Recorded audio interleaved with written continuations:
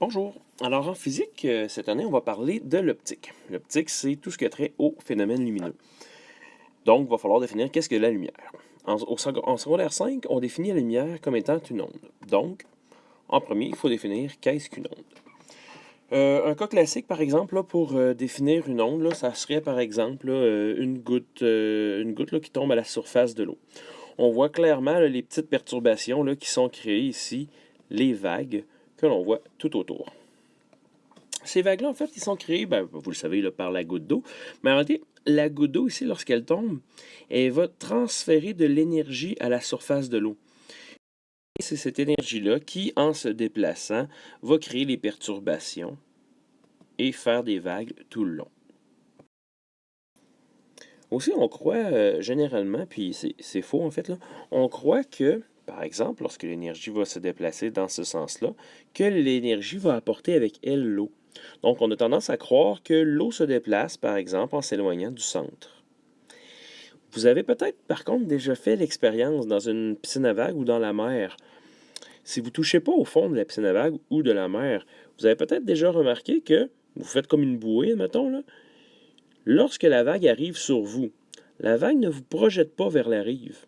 En réalité, tout ce qui se passe, c'est que vous allez monter avec la vague, puis une fois que la vague est passée, vous allez redescendre. Vous ne faites que monter et descendre. En réalité, vous faites comme l'eau. Dans un milieu matériel, l'onde se déplace toujours perpendiculairement au milieu. Lorsque je parle de milieu matériel, en réalité, là, c'est un milieu composé avec des atomes. Donc, vous savez que l'eau, c'est faite avec du H2O. Par exemple, là, le son dans l'air, le son va se déplacer dans du matériel.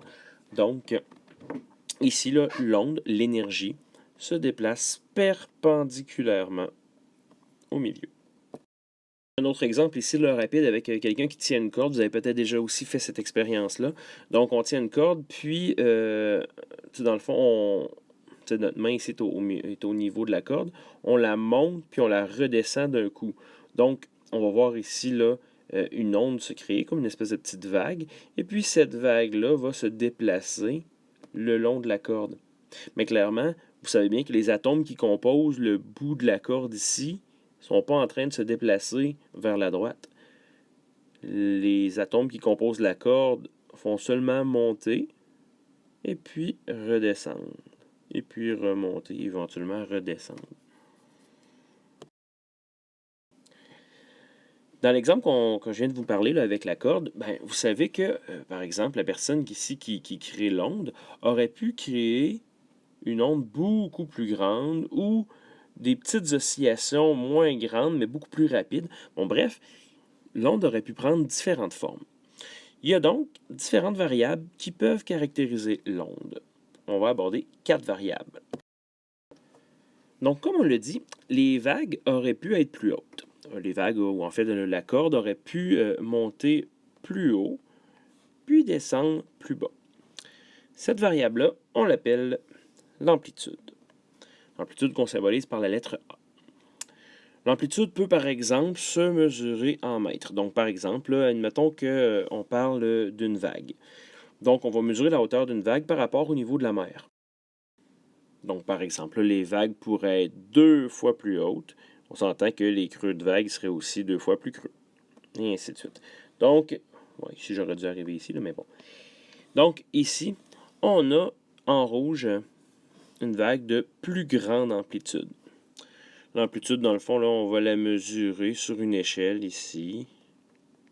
On la mesure toujours par rapport au niveau 0. Donc, ce serait l'amplitude de ma vague en rouge, alors que celle de ma vague en noir serait moins grande. Une autre variable ici là, que l'on peut aborder, c'est la longueur d'onde. La longueur d'onde, en fait, c'est la longueur de l'onde, c'est la longueur d'un cycle. Donc, un cycle, par exemple, ça se mesure à partir d'ici jusqu'à ici. Pourquoi de là à là? En fait, tu vois ici, là, on est en train de monter, on est en train de descendre, on est descendu et on est en train de monter. Donc, on a complété un cycle. Donc, ça ici, ça c'est la longueur de mon onde. Cette longueur-là, elle se mesure toujours en mètres. Alors que l'amplitude là, peut se mesurer en mètres, en décibels, en plein d'unités en fonction de ce que c'est que l'onde. Bien, la longueur d'onde, elle, peu importe l'onde, elle se mesure en mètres. Le symbole ici, là, pour la longueur d'onde, je ne l'avais pas. Donc, je vais le dessiner à la main. C'est comme une espèce de Y à l'envers. On appelle ça lambda. C'est la variable qu'on va utiliser dans nos formules. Bon, pour mesurer l'onde, là, la longueur d'onde, là, en fait, là, ça ici, jusqu'à là, c'est ce que vous allez voir dans les cahiers. Mais des fois, ça peut être un petit peu difficile de savoir. Des fois, il y en a qui se mêlent puis ils mesurent juste ça ici ou ils mesurent trop loin. Donc, bref, regarde, je vais donner un truc, là, c'est vraiment ce qui est le plus facile, là. Tu mesures la distance entre deux maximums ou bien la distance entre deux minimums. Ben, tu constates que c'est exactement la même longueur là et puis là. C'est la même chose. Donc, bref, tu peux tout simplement mesurer la distance entre deux maximums pour mesurer la longueur d'onde. Troisième variable. Troisième variable, ce serait la vitesse. Donc, oups. La vitesse de l'onde, c'est la vitesse à laquelle l'onde se déplace. Vous vous rappelez que l'onde, là, c'est de l'énergie. Donc, la vitesse à laquelle l'énergie part d'ici, puis se rend là-bas. Donc, hein, l'énergie, elle se déplace d'une certaine distance en mètres, et puis ça lui prend un certain temps en secondes. Donc, ici, la vitesse, elle se mesure en mètres par seconde et non pas en kilomètres/heure, parce que tout simplement, en physique, on travaille plus souvent en mètres par seconde. C'est les unités du système international. Donc, en gros, dans le fond, il y a une onde, ça peut se déplacer vraiment très, très, très rapidement, comme par exemple la lumière qui se déplace à des vitesses autour de 300 000 km/s, alors qu'on a par exemple, le son qui se déplace environ à 330 mètres par seconde, ce qui est beaucoup plus lent, on s'entend. Puis là, je dis 330 mètres par seconde, mais en plus, tu sais, la vitesse du son dépend, par exemple, de la température de l'air, de la pression, du taux d'humidité. Donc, bref, là, la vitesse d'une onde, c'est variable.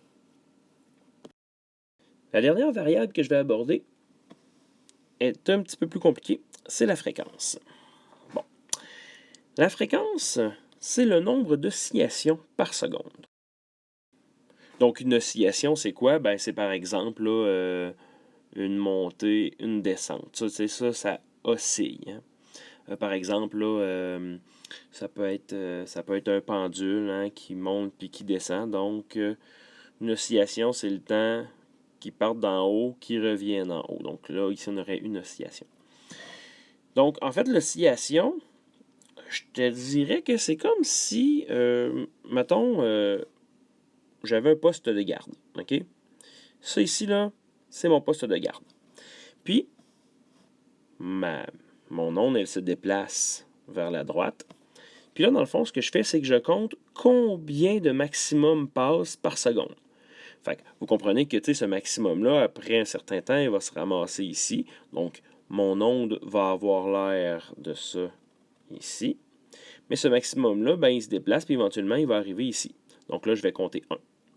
Là, il y a un autre maximum qui va arriver, 2, 3, 4. Je fais ça pendant 1 seconde. Donc, admettons que je vois 4 maximums qui passent en 1 seconde. Je vais avoir 4 oscillations par seconde. On dit donc que j'ai une fréquence de 4 Hz. C'est quoi des Hz? En fait, là, des Hz, c'est des secondes à la moins 1. Hein, dans le fond, ici, c'est pas 4 secondes, mais c'est 4 par seconde. Donc, le seconde est à la moins 1. Comme on n'aime pas vraiment travailler avec des unités avec des exposants négatifs, ben ici, des secondes à la moins 1, on appelle ça des Hertz. Vous comprenez rapidement que la fréquence, dans le fond, elle dépend beaucoup de la vitesse. Dans le fond, si mon onde se déplace plus rapidement, ben je vais compter plus de maximum. Donc, ma fréquence va augmenter. Donc, finalement, ce que je peux dire, c'est que la vitesse est directement proportionnelle à la fréquence. Par contre, la vitesse, ou bien la fréquence en fait, la fréquence, elle, va être inversement proportionnelle à la longueur d'onde. Oui, parce que si, par exemple, mon onde, au lieu d'avoir cette longueur-là, admettons que mon onde est là, cette longueur-là. Tu vois, j'ai une plus petite onde. Admettons qu'elle a la même vitesse. Ben, en fait, plus mon onde va être petite, plus je vais avoir des maximums souvent. Donc, la longueur d'onde est inversement proportionnelle à la fréquence. Ce qui fait que, comme on a dit, la fréquence, elle est directement proportionnelle à la vitesse, mais inversement proportionnelle à la longueur d'onde. Généralement, cette formule-là, on la voit plutôt écrite d'une autre manière.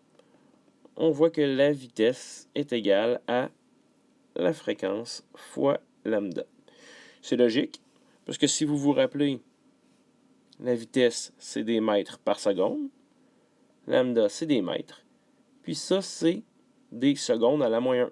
Donc, des mètres fois des secondes à la moins 1, ça donne des mètres par seconde.